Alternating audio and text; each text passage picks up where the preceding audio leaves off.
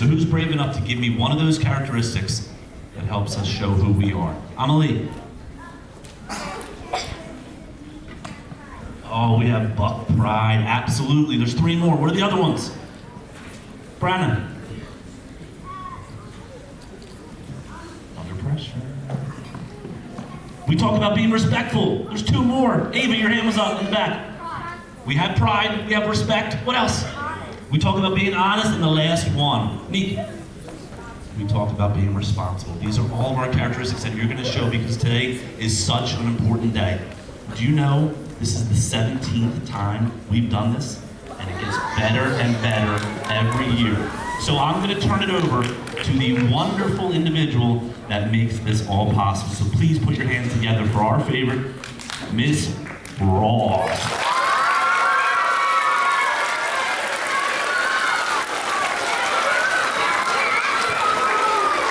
Thank you, Mr. Banning. Look at all these beautiful faces out here. You guys are awesome. I love my Tinicum family. Welcome to the 2023 Tinicum School Diabetes Walk. Please raise your hand if you know someone with diabetes. Well, everyone here should be raising their hand because Tinicum's own Lorcan Murphy and his sister Saoirse came around to every 1st through 5th grade classroom and talked about how Lorcan has type 1 diabetes.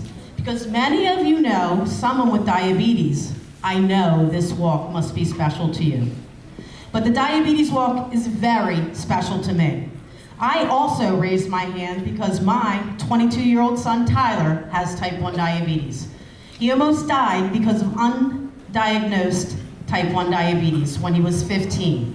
Because of his struggles with diabetes, Tyler decided he wanted to help other people who are sick or have a chronic disease. I'm proud to say that he is currently a nurse at Christiana Hospital. He has good days and bad days with his diabetes, but he works hard every day to be healthy and help others stay healthy too. I want to introduce a parent who has helped their child with diabetes management, Mrs. Murphy, Lorcan's mom. Please give her a hand.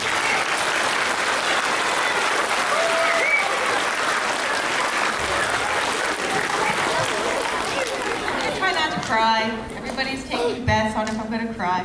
It's a very emotional day because just seeing all of this, I can't help it.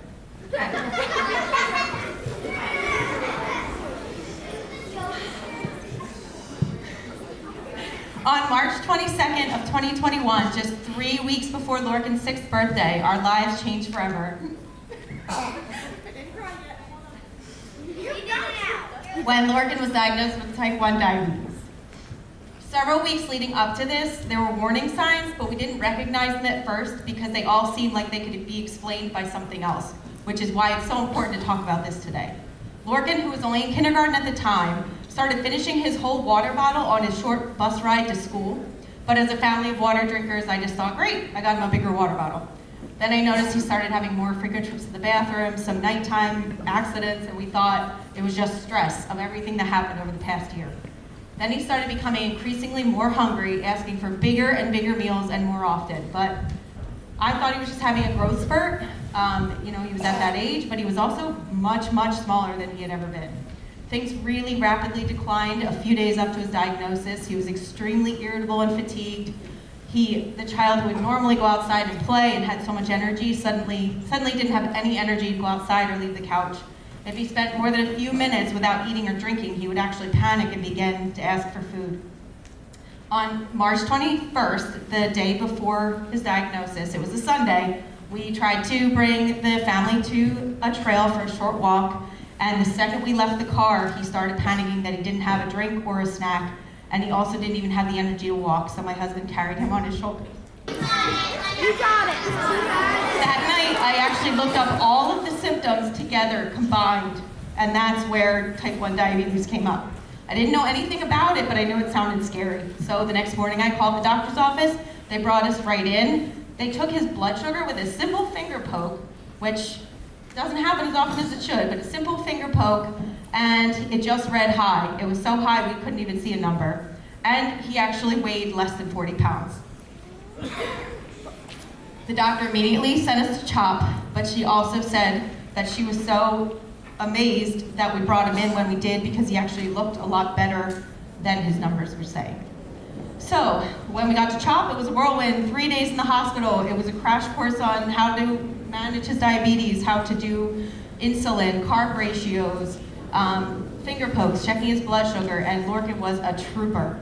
And thankfully now Lorcan has his Dexcom that a lot of you guys saw. He carries his device with him, his phone, that he's able to see his blood sugar, and I at home get alerts. His school staff, his teachers, and I all stay in contact. Thankfully, the nurses are wonderful here, and we all have great communication. We're able to handle his highs and lows because almost anything can affect his blood sugar. Lorcan barely flinches at his shots these days. He gets at least 4 to 5 a day, and his Dexcom changed every 10 days. Diabetes is not going to stop him from living a normal life, and he really is a superhero. Lorcan and his sister are incredibly knowledgeable, and I am so proud of them that they advocate for diabetes and educate others. Thank you so much to the Tinicum community for all of this. We are so blessed to be a part of this. Thank you, Mrs. Murphy. Diabetes can be a confusing disease. There's so many things people think are true about diabetes, but they are myths. A myth is something that is not true, but that many people believe.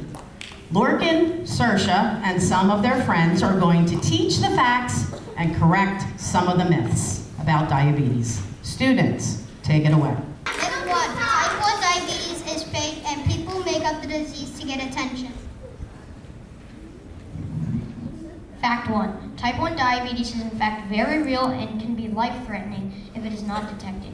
1.4 million Americans are living with type 1 diabetes, while 37 million Americans are living with type 2 diabetes.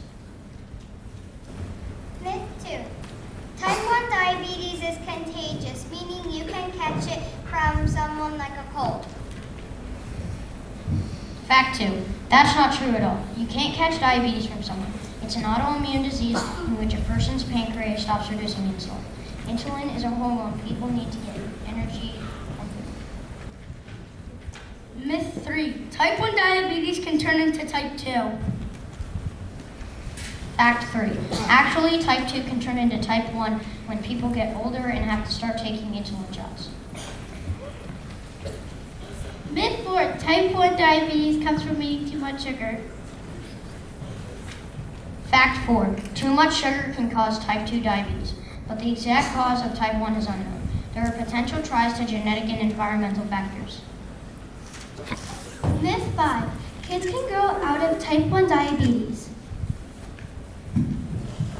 Fact 5. Type 1 diabetes is a lifelong chronic disease that needs to be closely monitored 24 hours a day, 7 days a week. Myth 6. People with type 1 diabetes can't have sugar. Fact 6. With the right amount of planning, medication, and attention to the amount of carbohydrates they eat, people with diabetes can enjoy the same foods that people without diabetes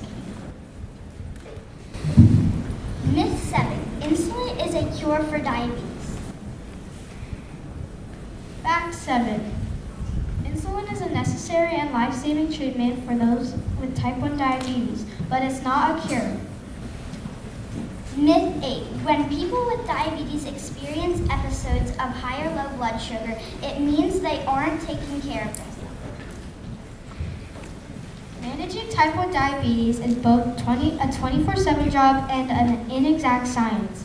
Every person with diabetes will experience high and low blood sugars.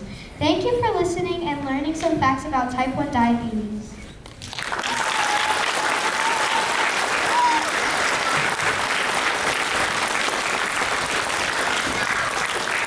Wow, that takes a lot of courage to get up here in front of all your peers and do that. I'm very proud of these 3rd and 4th graders.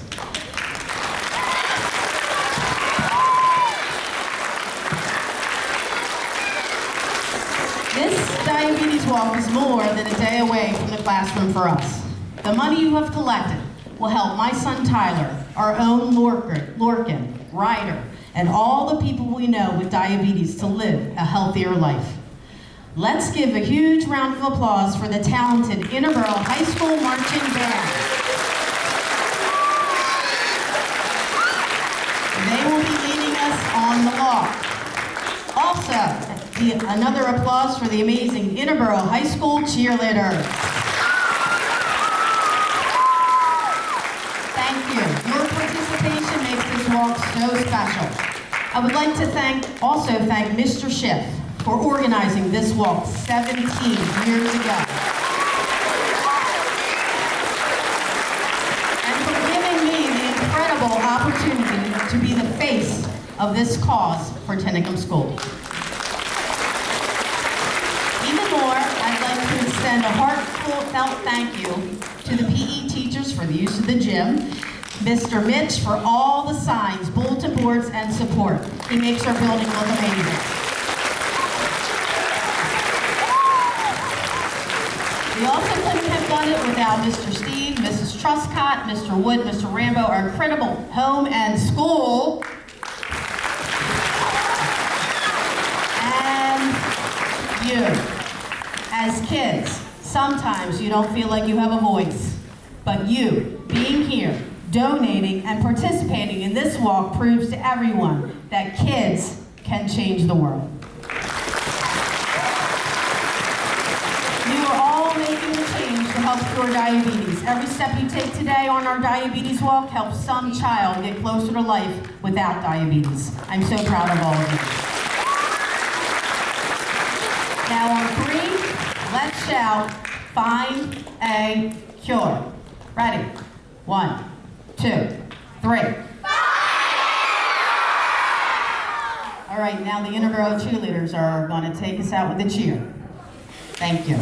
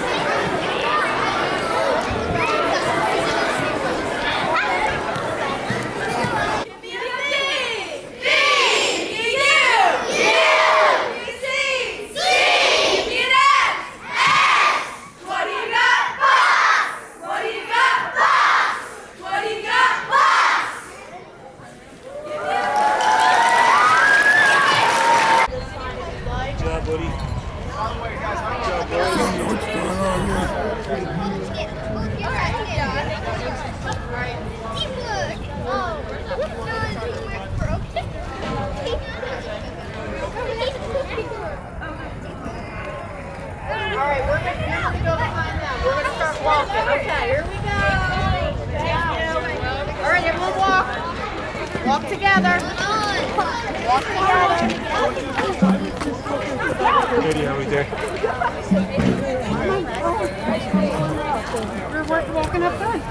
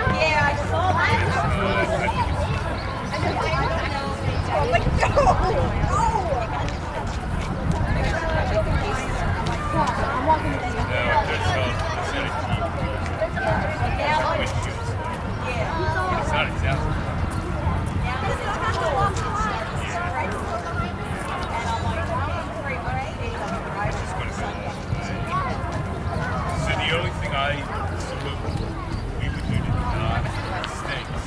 You can't like when you're defrosting and crank it. Because you don't like hot. That's what they literally was like. We would like cheap it's not. It's not expensive. I knew it was going to be Have fun, Kev. pretty pricey because sensors and everything. Have fun, guys.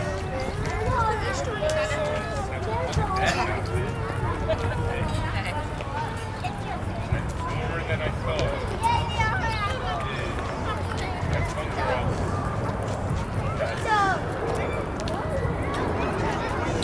You got signs too. We sure do.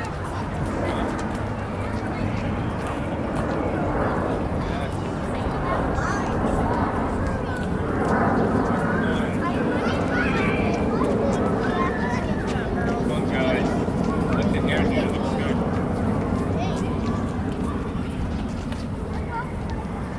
Have fun, Ivan. When you get back. When you get back. For you, when you get back. Focus, focus, focus. Come on, we gotta catch up.